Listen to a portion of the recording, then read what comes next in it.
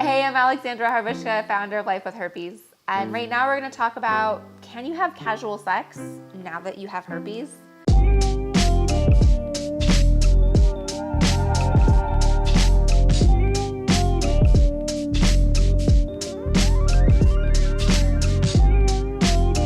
All right, I'll get right to it. I'll get right to the answer. The answer is yes. Yes, you can have casual sex now that you have herpes.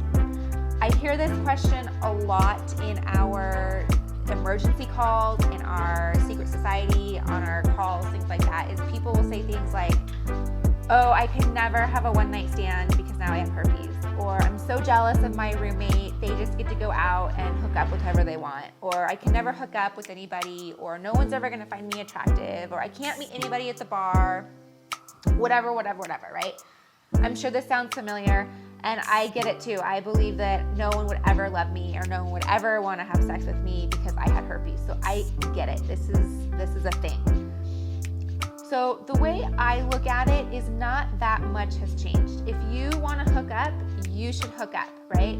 Ideally, the conversations of safe sex should have been happening, right? For hookups, right? The only thing that has changed really with the situation is your fear of rejection.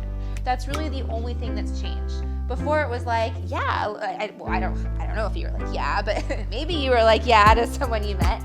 But if the hookup or the meeting someone at a bar or whatever, if that's what you want to do and that's your lifestyle, right now, the only thing that really is holding you back is just that fear that someone won't find you as attractive or want the risk or whatever. So here's two things that are really key that you need to remember in order to hook up, in order to have casual sex, in order to just go out and have fun. So now that you've been diagnosed with herpes, it is very important, and this is something that I draw a very hard line on, is disclosure, right? You need to disclose to the partner that you have herpes, right? For all the reasons that I know that we all know, but that's probably why, I can say that's probably why I have herpes. That's probably why you have herpes, right? Someone didn't disclose along the line, and that's why we ended up with it. So it's really important that you disclose. It takes the guilt off of you, right? Like worrying, am I gonna give them herpes? You know that the person, when they consent to it, you know that they're into it, it's okay. So disclosing is really, really, really key. I know it's hard, especially if it's gonna be your first couple times disclosing, especially if you're worried if this person will wanna hook up with you or find you attractive, but disclosing is absolutely key. And then number two, both of you need to decide on what method of protection you both want to use, right? So if you're on the antiviral, you can disclose that to your partner, like, hey, I take the antiviral.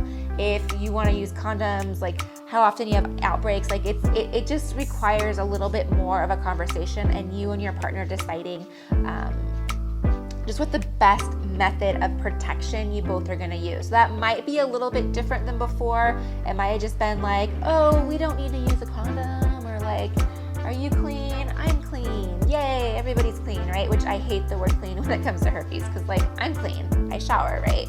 But obviously, if someone's diagnosed with herpes, people don't think that we're clean. So that's a huge stigma breaker I want to break. But anyways, back to the hookup scene, back to dating, back to enjoying your life. It just requires disclosure, and it requires you and that partner figuring out what the best methods of not contraception, but ways of contraception too, but preventing transmission. And communication is key here.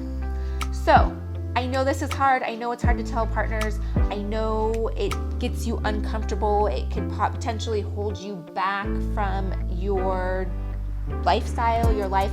I have a toolkit put together for you that is how to tell your partner. It's great. There is a lot of great information in there. We talk about tons of different situations, scenarios, things like this. I'm going to encourage you to check it out before you go to the bars, or before you go meet a new friend, or before you start dating, or before you disclose to a past partner, or before you just want to go out and live your life and have sex. I totally get it. Sex is a part of life. So go check it out and go to lifewithherpes.com for more information. I cannot wait to see you in our community. I cannot wait to see you. So I will see you in the next video, and have a great day. Bye. Okay, I just got finished recording my podcast episode with Dr. Aziz, and I have to tell you, it was so awesome. Dr. Aziz is a dating coach. He's a confidence coach. He is an expert in getting you from this uncomfortable phase of anxiety to owning it, feeling comfortable, feeling confident, and moving through life. So, if this episode you just watched on YouTube, you want to hear more, you want to hear more about dating, because trust me, when you're first diagnosed with herpes, when I was first diagnosed with herpes, I get it. I was super scared to date. I stayed in a relationship far too long for about 2 years before I moved on. So that fear of dating and that rejection and wanting to get out there and tell someone definitely holds us back. That's why I had Dr. Aziz on the podcast, the Life with Herpes podcast, for him to help us with some tips, some tricks, and get us through this phase. So I have it linked for you. Definitely go check it out, and you will not regret it. It's a great interview. All right, see you soon.